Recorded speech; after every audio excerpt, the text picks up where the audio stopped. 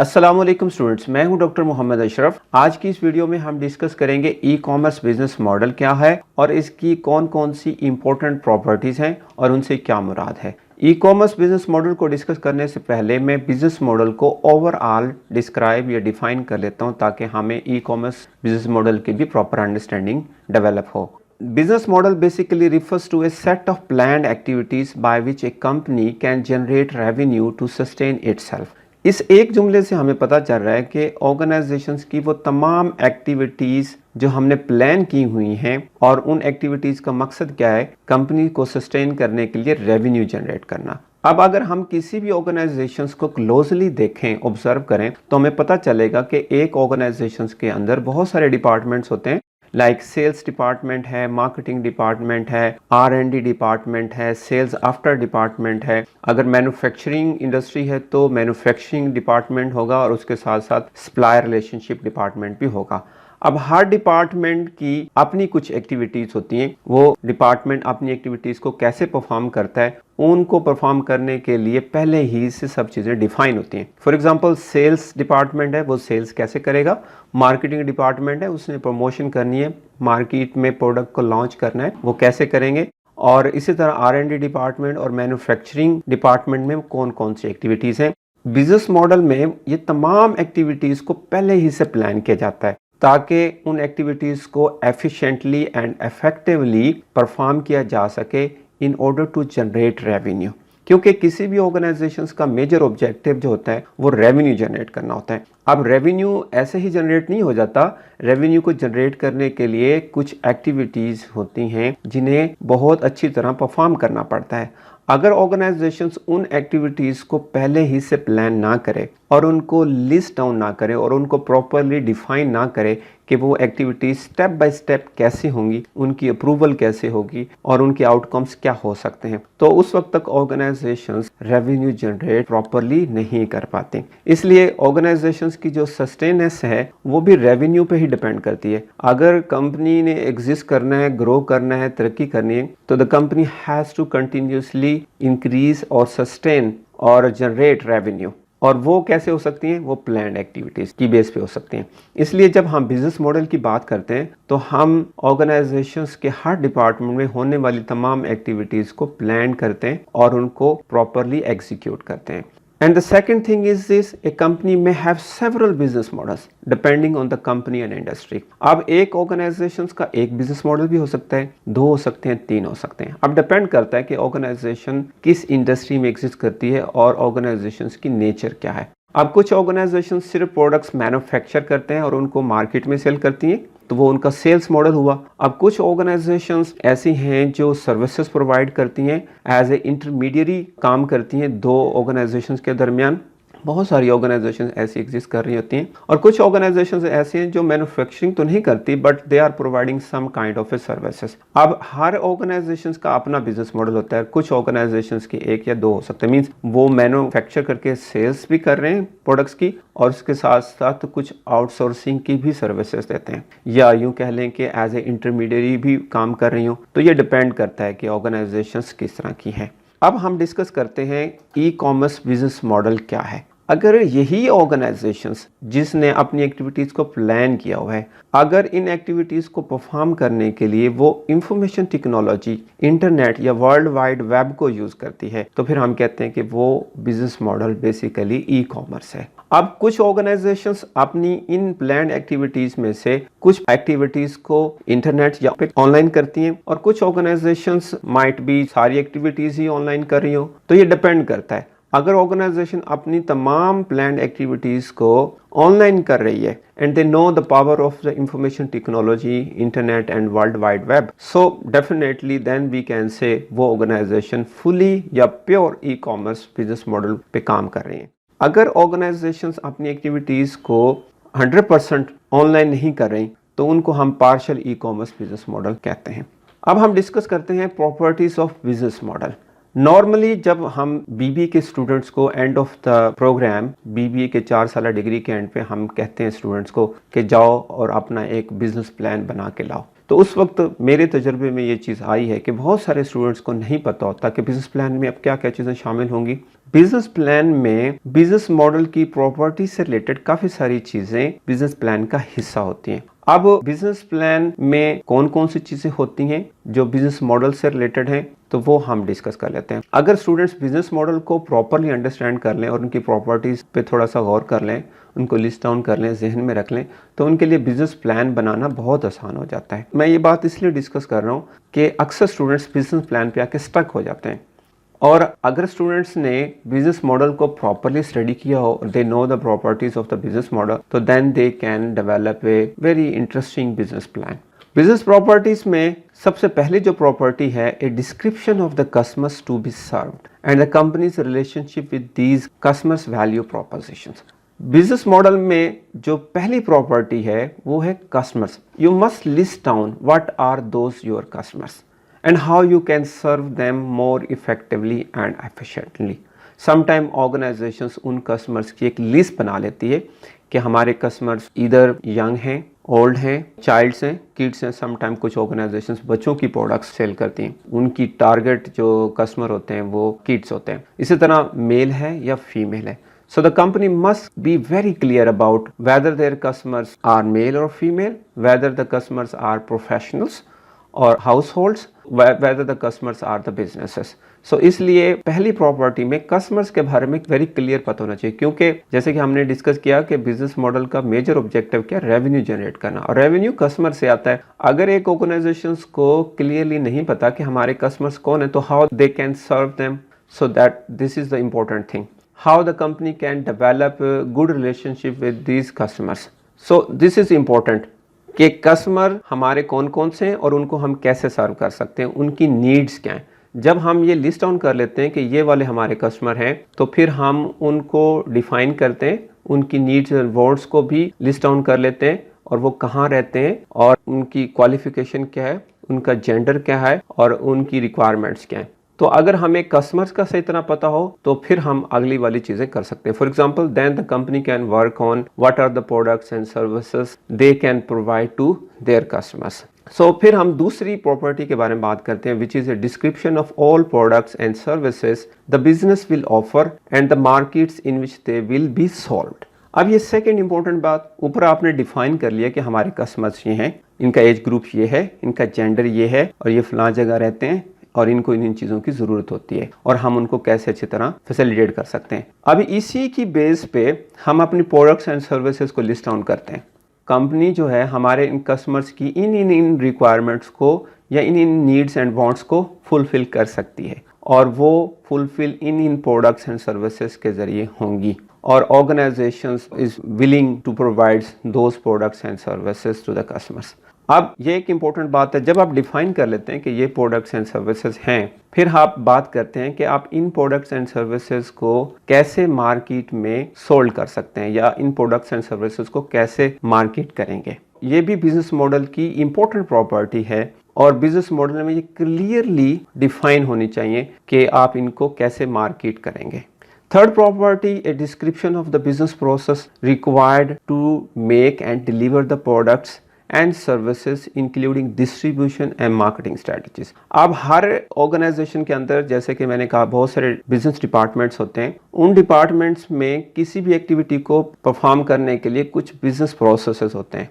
उन प्रोसेसेस को very clearly define होना चाहिए। और यहाँ बिजनेस प्रोसेस से मुराद ये कि कोई भी एक्टिविटी स्टेप बाय स्टेप कैसे परफॉर्म होगी, चाहे वो डिस्ट्रीब्यूशन से रिलेटेड है, चाहे वो मार्केटिंग से रिलेटेड है, चाहे सेल्स एंड सर्विसेज से रिलेटेड, चाहे ह्यूमन रिसोर्स मैनेजमेंट से रिलेटेड है या मैन्युफैक्चरिंग से रिलेटेड है। अब वो तमाम business process must be very clear कि वो स्टेप बाय स्टेप कैसे होंगे, और वो डॉक्यूमेंट होने चाहिए।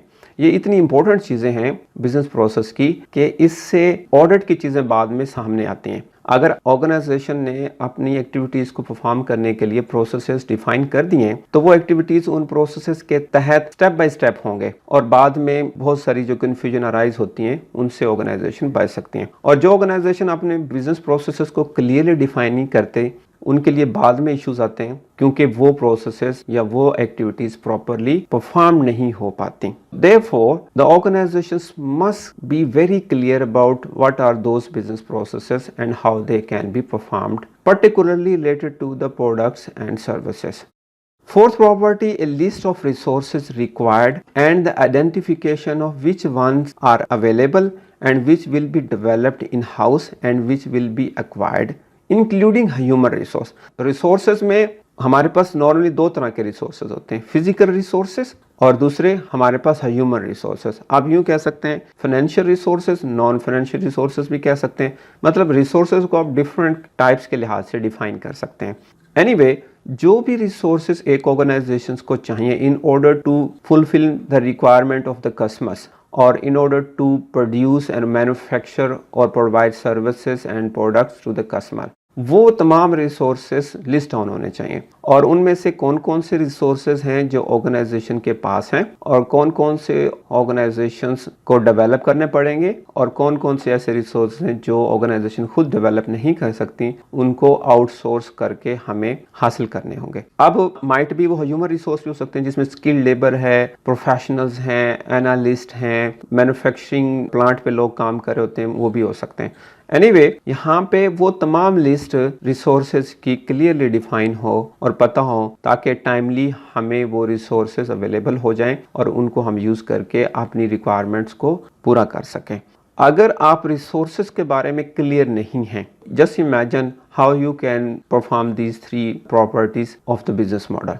Therefore the resources should be there and how you can acquire these resources, you have to be very clear about this. Next property, a description of supply chain, including suppliers and the business partners. Supply chain को अगर आप थोड़ा सा closely देखें तो supply chain basically आपके पूरे business model को डिफाइन करता है। एक वक्त था जब सप्लाई चेन को हम ऑपरेशंस की सब कैटेगरी या सब टाइप कंसिडर करते थे, लेकिन over the period supply chain में इतनी ज़्यादा डेवलपमेंट हुई, न्यू थ्योरीज डेवलप हुई इंडस्ट्री रिपोर्ट्स की बेस पे, अब हम ये कहते हैं कि supply chain basically defines the whole organisations and operations lies under the umbrella of supply chain. अब सप्लाई चेन में हम कस्टमर से लेके सप्लायर तक बीच में जितनी भी स्टेजेस हैं, जितने भी यूनिट्स हैं, जितने भी एक्टर्स हैं इन्वॉल्व हैं, उन सब को लुक आफ्टर करते हैं। फॉर एग्जांपल कस्टमर से रिटेलर, रिटेलर से होलसेलर, डिस्ट्रीब्यूटर, फिर मैन्युफैक्चरर और सप्लायर्स। अब इन तमाम चीज़ों को कैसे आप मैनेज करेंगे, ये सारी की सारी चीज़ें सप्लाई चेन की डिस्क्रिप्शन में आएंगी।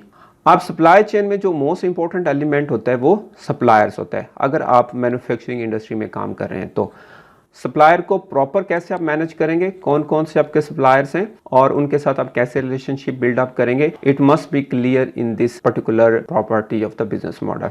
अगर हम सप्लायर रिलेशनशिप के हवाले से देखें तो ओवर द पीरियड लाइक सबसे पहले फोर्ड मोटर्स ने इस चीज़ को काफ़ी प्रमोट किया था और ये traditional way of supply chain management था जहाँ पे फोर्ड कंपनी ज़ीरो से लेके स्क्रैच से लेके एक पूरी गाड़ी 48 आवर्स में बना देती थी और उनके सप्लायर्स बेसिकली आउटसाइडर नहीं थे बल्कि वो खुद ही सप्लायर थे, खुद ही मैन्युफैक्चरर थे, खुद ही सप्लाई करने वाले थे और उस मैन्युफैक्चर प्रोडक्ट को डिलीवर करने वाले भी खुद थे। मीन्स उनका पूरा सप्लाई नेटवर्क इंटीग्रेटेड था और वो आउटसोर्स नहीं था, वो ऑलरेडी ऑर्गेनाइजेशन होल्ड करती थी।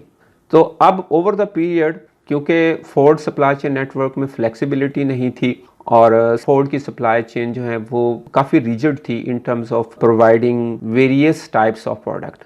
लाइक फोर्ड कहती थी कि सिर्फ हम ब्लैक कार और टी मॉडल की कार ही सेल कर सकते हैं if you place the order, जबकि वक्त के साथ साथ लोगों की प्रायोरिटीज़ और नीड्स चेंज हो रही थी, इसलिए फोर्ड का जो सप्लाई चेन नेटवर्क था वो सक्सेसफुल नहीं हो सका और उसको टेक ओवर कर लिया टोयोटा के सप्लाई चेन में, जिसमें टोयोटा ने अपने सप्लायर्स का एक पूल डेवलप किया और उन सप्लायर के साथ रिलेशनशिप बनाया क्योंकि टोयोटा वाज बिलीविंग कि कस्टमर्स की रिक्वायरमेंट्स चेंज होती रहती हैं और उन बदलती हुई नीड्स के मुताबिक हम खुद को कैसे एडजस्ट कर सकते हैं, उसके लिए उन्होंने सप्लायर्स पे फोकस करना शुरू किया। सो उन्होंने वेरियस टाइप्स ऑफ सप्लायर्स को अपने पूल में शामिल किया और वो यही वजह है कि इस चीज़ में काफ़ी आगे निकल गए फोर्ड कंपनी से कि वो कस्टमर्स की वेरियस टाइप्स ऑफ नीड्स को फुलफिल कर सकते थे। अब टोयोटा के पास हर तरह की कार है, हर डिज़ाइन में, हर कलर्स में और with various types of features. तो इसी वजह से टोयोटा का सप्लाई चेन नेटवर्क हम जिसको कहते हैं कि वो ज़्यादा बेहतर है बनिस्बत फोर्ड का। इस वजह से हम जब बिज़नेस मॉडल की बात करते हैं तो सप्लाई चेन को ज़रूर डिस्कस करते हैं। हम उसमें क्लियरली डिफाइन करते हैं कि हमारे सप्लायर कौन कौन से होंगे और उनके साथ हम कैसा रिलेशनशिप बनाएंगे। और इसी तरह अगर कुछ हमारे बिजनेस पार्टनर्स हैं जिनके साथ कोलैबोरेशन में हम काम कर रहे हैं तो वो कौन कौन हो सकते हैं और उनके साथ हमारी किस किस्म की बिजनेस पार्टनरशिप होगी। Next property is a list of major competitors, their market share, strength and weaknesses. अब बिजनेस मॉडल में हम कंपैटिटर्स को भी कंसीडर करते हैं। उसकी क्या वजह है?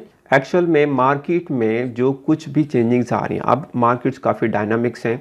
आए रोज़ मार्केट में नए नए प्लेयर्स आ रहे हैं आप सब्स्टिट्यूट प्रोडक्ट्स लेके, और यही वजह है कि कंपटीशन बढ़ रहा है।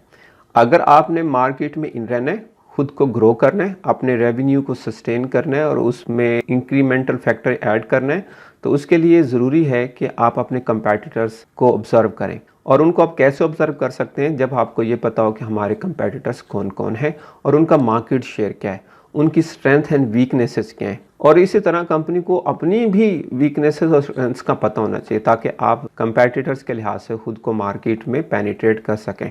तो इसलिए बिजनेस मॉडल्स या बिजनेस प्लान को डेवलप करते हुए आप अपने कंपैटिटर्स की एक लिस्ट ज़रूर बनाते हैं और देखते हैं कि वो क्या कर रहे हैं और आप उनके साथ खुद को कैसे compete कर सकते हैं।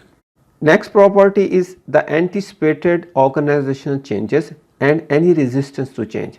समटाइम ऑर्गेनाइजेशंस कुछ चेंजिंग्स करती हैं, फिर डेफिनेटली जितनी बड़ी ऑर्गेनाइजेशन होती हैं उन ऑर्गेनाइजेशंस में रेजिस्टेंस के भी उतने ही ज़्यादा चांसेस होते हैं।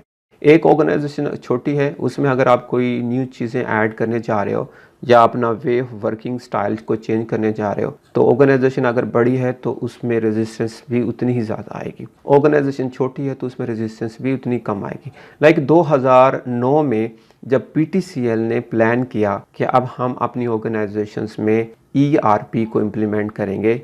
ERP means enterprise resource planning. ये एक सैप ओरेकल का सॉफ्टवेयर है जो बहुत इंपॉर्टेंट है बिजनेस इंटेलिजेंस के हवाले से। जब वो उसमें इम्प्लीमेंट कर रहे थे, क्योंकि अब पीटीसीएल एक बड़ी कंपनी है, बहुत सारे डिपार्टमेंट्स हैं, तो उनके लिए काफ़ी मुश्किल था कि वो ईआरपी को कैसे सक्सेसफुली ऑर्गेनाइजेशंस में इम्प्लीमेंट कर सकते हैं। इसी तरह ऑर्गेनाइजेशंस में आए रोज़ मार्केट में होने वाले चेंजिंग्स के लिहाज से चेंजिंग्स करनी पड़ती हैं, तो उन चेंजिंग्स को ऑर्गेनाइजेशन कितनी अच्छी तरह मैनेज कर सकती हैं। आने वाली resistance from there employees, from the market, from the industry sector, वो कैसी हो सकती हैं, उनको ऑर्गेनाइजेशन कैसे मैनेज कर सकती हैं, वो भी बिजनेस मॉडल का हिस्सा है। Next is a description of revenue expected, anticipated cost, sources of financing and estimated profitability. अब ये वही वाली पहली बात कि एक ऑर्गेनाइजेशन का बुनियादी मकसद ये होता है कि वो रेवेन्यू जनरेट करे।